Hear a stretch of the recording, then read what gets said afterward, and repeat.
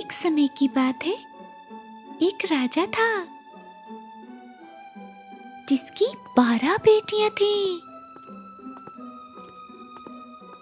सभी राजकुमारियां बहुत ही सुंदर थीं और शादी के लायक भी हो गई थीं।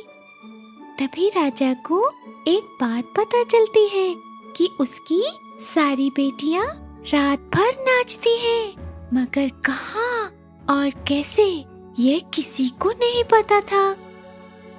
राजा बहुत कोशिश करता है, मगर पता नहीं लगा पाता। राजा थक हार के ऐलान करता है कि जो कोई भी यह राज का पता लगाएगा वह अपनी मनपसंद की राजकुमारी से शादी कर सकता है। अगर वह इस बात का पता 2 दिन में नहीं लगा पाया तो वो सजा का हकदार होगा। यह बात आग की तरह चारों तरफ फैल गई।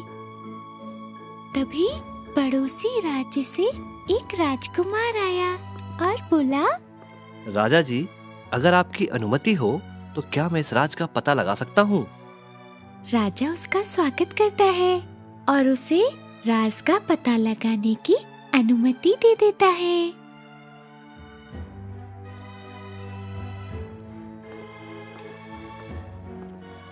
रात के भोजन के बाद राजकुमार अपने कमरे में चला जाता है। उसका कमरा राजकुमारियों के कमरे के पास में ही था ताकि वो उन पे नजर रख सके।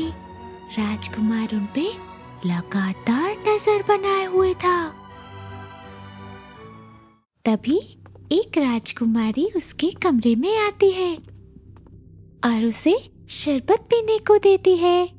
राजकुमार शरबत पी लेता है। थोड़ी देर बाद उसका सर घूमने लगता है। वो सो जाता है।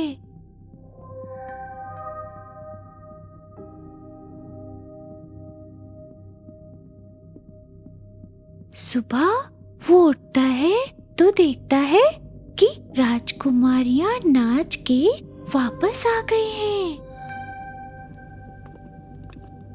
ऐसे ही 2 दिन हो जाते हैं।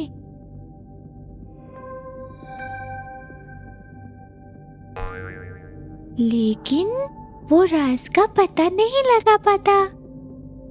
राजा ने भी उस पर दया नहीं दिखाई और उसे कारावास में भेजने का आदेश दे दिया।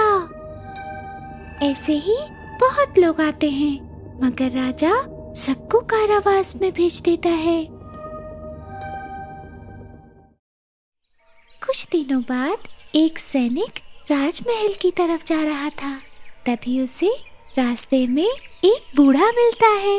वह बहुत सारा सामान लेके जा रहा था। वो सैनिक उसकी मदद करता है।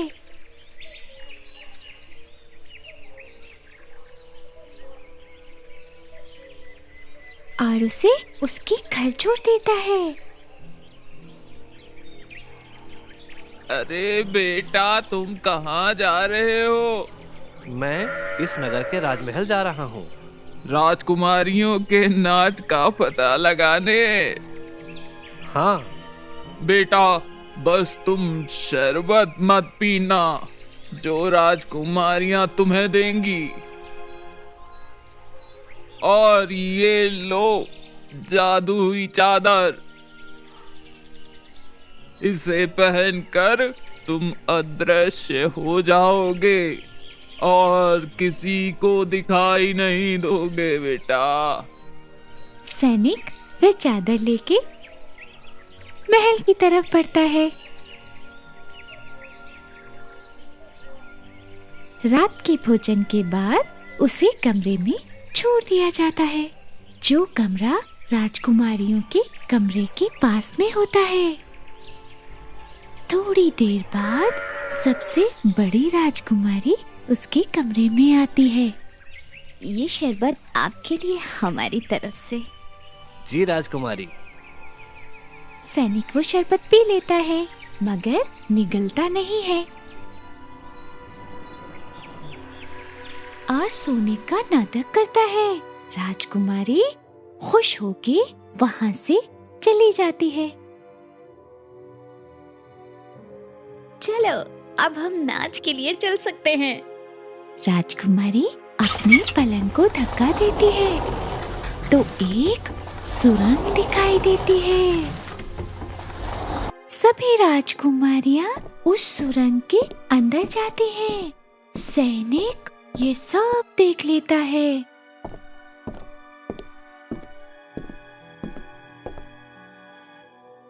और चादर पहन के उनके पीछे चलने लगता है।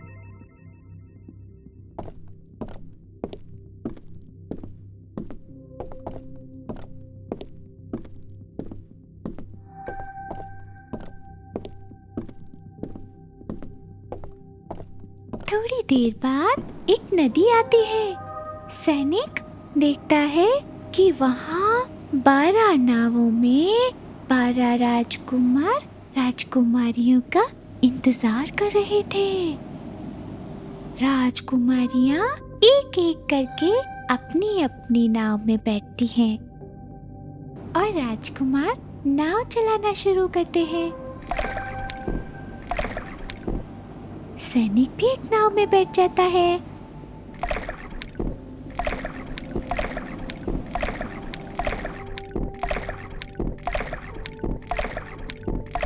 अरे, आज नाव कुछ ज्यादा भारी लग रही है। थोड़ी देर बाद एक महल आता है। सब लोग महल के अंदर जाते हैं।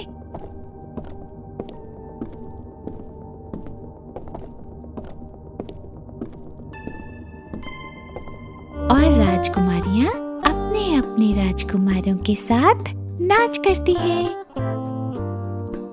सैनिक ये सब देख रहा होता है।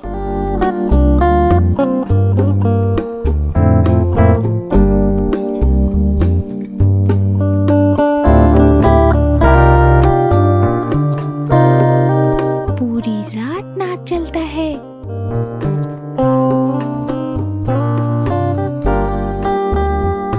फिर सब महल के बाहर निकलते हैं।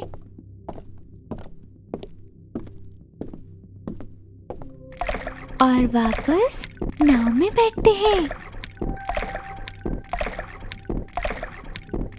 और राजकुमार राजकुमारियों को नदी के किनारे छोड़ देता है। राजकुमारियां सुरंग से अपने कमरे में वापस पहुंच जाती हैं। सैनिक भी अपने कमरे में आकर सो जाता है। सुबह सैनिक को राज दरबार में बुलाया जाता है। सैनिक राजा को सब कुछ बता देता है। राजा राजकुमारियों को बुलवाता है।